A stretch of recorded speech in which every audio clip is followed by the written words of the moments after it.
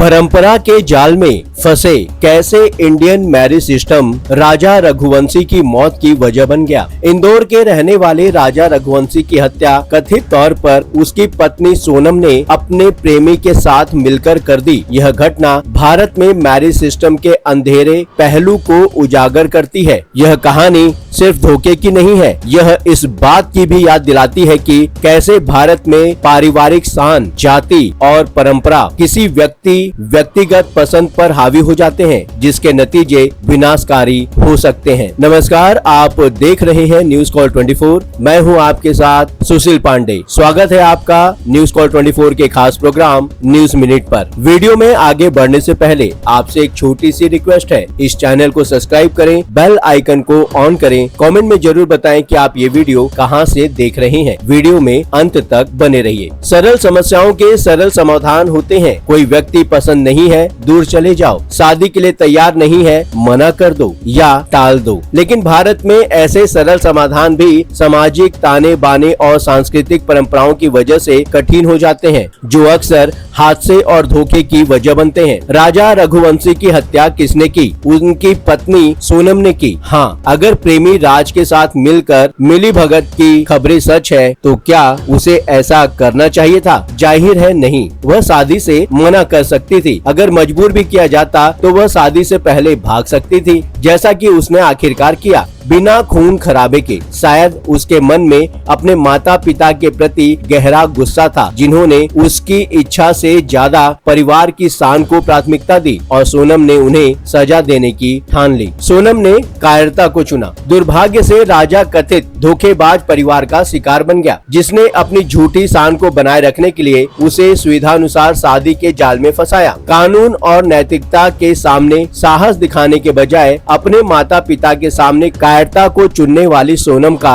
हश्र बुरा हुआ। एक बदकिस्मत बेकसूर व्यक्ति की मौत सिर्फ इसलिए हुई क्योंकि उसने एक महिला पर भरोसा किया था। अगर महिला दोषी साबित होती है तो उसका जीवन नरक में बदल जाएगा। अगर उसके परिवार ने उसकी इच्छा से ज्यादा अपने अहंकार को महत्व दिया तो उनकी बेटी की दुर्दशा उनके कर्मों की सजा है। लेकिन इंडियन मैरिज सिस्टम में एक और गहरी खामी है। सोनम और उसका परिवार इसके लक्षण है और राजा इसका शिकार। आदर्श स्थिति में शादी दो व्यक्तियों के बीच एक साझेदारी होनी चाहिए, जो आपसी प्यार, साझा मूल्यों और व्यक्तिगत आकांक्षाओं के आधार पर एक दूसरे को अपनी आजादी से चुनते हैं। फिर भी भारत में यह शायद ही कभी व्यक्तिगत पसंद होती है। भारतीय विवाह अक्सर परिवारों के बीच एक समझौता होता है, जिसका सम्मान व्यक्तियों से अकेले करने की अपेक्षा की जाती है, क्योंकि परिवार 7 फेरों के बाद जिम्मेदारी छोड़ देते हैं। शादी का एक ऐसा माया जाल है जिसमें सोनम की कथित हरकतें जघन्य और आपराधिक भारतीय विवाह की वास्तविकता को दर्शाती हैं, जहां परिवार, जाति और सामाजिक मानदंड अक्सर व्यक्तिगत इच्छा पर ग्रहण लगा देती है। रिपोर्ट्स के मुताबिक वह परिवार के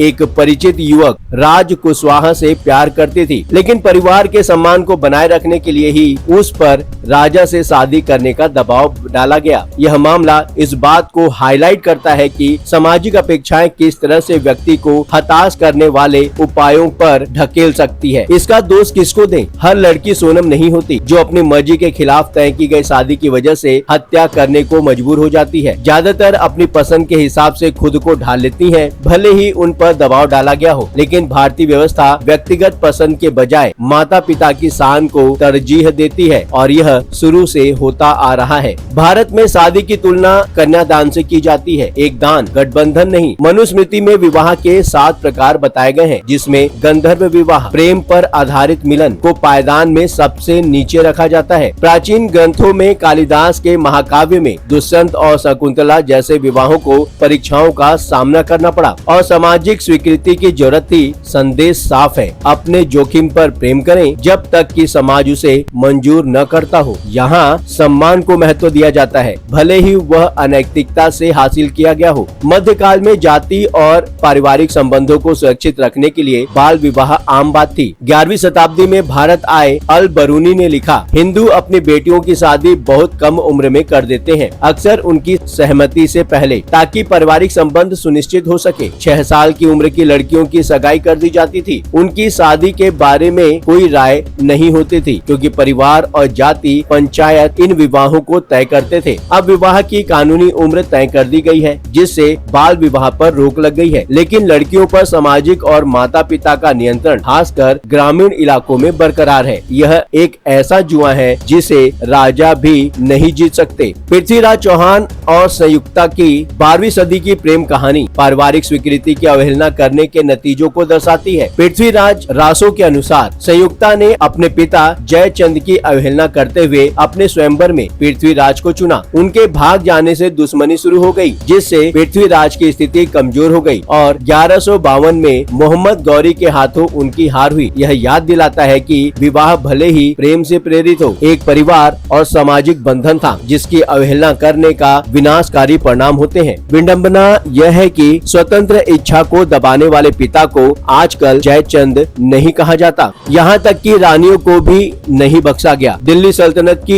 एकमात्र महिला शासक रजिया सुल्तान ने विद्रोह के बीच सत्ता को मजबूत करने के लिए 1240 में मलिक अल्तुनिया से शादी की। गैर तुर्की पति के चयन ने तुर्की कुलीन वर्ग को अलग थलग कर दिया, जिन्होंने एक महिला के रूप में उनके शासन का विरोध किया। उनकी शादी दुखद रूप से खत्म हो गई जब दोनों युद्ध में मारे गए, जिसका दोष रजिया की स्वतंत्र इच्छा और एक गुलाम याकूत के प्रति उसके प्यार पर लगाया गया। जहां आरा बेगम जैसी मुगल राजकुमारियां शाही प्रतिष्ठा को बनाए रखने के लिए अविवाहित रहीं, क्योंकि कम कुलीनों से शादी करने से सत्ता कमजोर होने का जोखिम था। इतिहासकार Ruby Lal domesticity and power in the early Mughal world 2005 में लिखा है कि जहां आरा का ब्रह्मचर्य उसकी बहन रोशन आरा या औरंगजेब की बेटी जेब उन निसा की तरह दर्शाता है कि जैसे सामाजिक प्राथमिकताएं, वंश शुद्धता और शाही नियंत्रण व्यक्तिगत पसंद को पीछे छोड़ देते हैं, जिससे विवाह परिवार और राज्य का एक साधन बन जाता है। भारत के साथ समस्या यह है कि यहाँ पर एक सामूहिक समाज है, जहाँ समूह सद्भाव और परिवार की वफादारी व्यक्तिगत इच्छाओं को पीछे छोड़ देती है। ज्यादातर भारतीय परिवार और सामाजिक अपेक्षाओं को पूरा करने के लिए शादी करते हैं, फिर तयशुदा गठबंधन में अर्थ तलाशते हैं। माता पिता की नाराजगी से बच्चे के लिए व्यक्ति अपने अपने तरीके से शादी करते हैं, जैसे कि सोनम के साथ हुआ, जिसने राज कुशवाहा से प्यार करने के बावजूद तयशुदा शादी कर ली। एक बार फंस जाने के बाद वे या तो हार मान लेते हैं या कठोर कदम उठाते हैं, जिससे कभी कभी दुखद परिणाम सामने आते हैं। आधुनिकीकरण के बावजूद 84% भारतीय विवाह तय किए गए हैं। लोक नीति CSDS 2018, जिसमें परिवार, जाति, धर्म और धन के आधार पर जोड़ों को छांटने के लिए ऑनलाइन प्लेटफॉर्म का निर्माण करते हैं। 2021 की प्यू रिसर्च सेंटर की रिपोर्ट भारत में धर्म सहिष्णुता और अलगाव में पाया गया कि 93% भारतीयों का मानना है कि माता पिता को जीवन साथी के चयन में महत्वपूर्ण भूमिका निभानी चाहिए। विशेष विवाह अधिनियम 1954 अंतर जातीय और अंतर धार्मिक विवाह का समर्थन करता है, लेकिन सामाजिक प्रतिरोध बना रहता है। NGO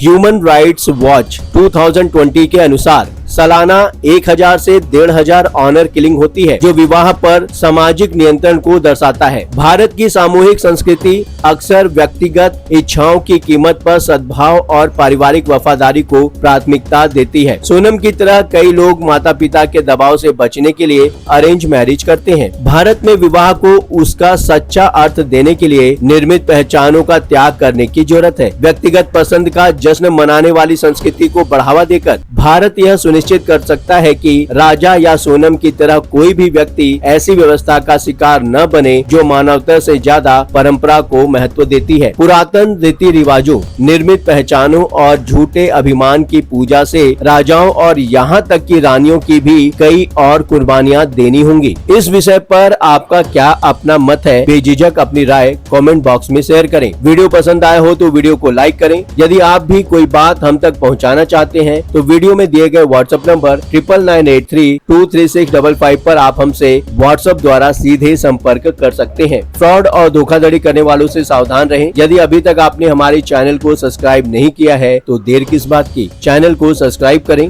फिर मुलाकात होगी। लगातार खबरों के लिए बने रहिए न्यूज़ कॉल 24 के साथ।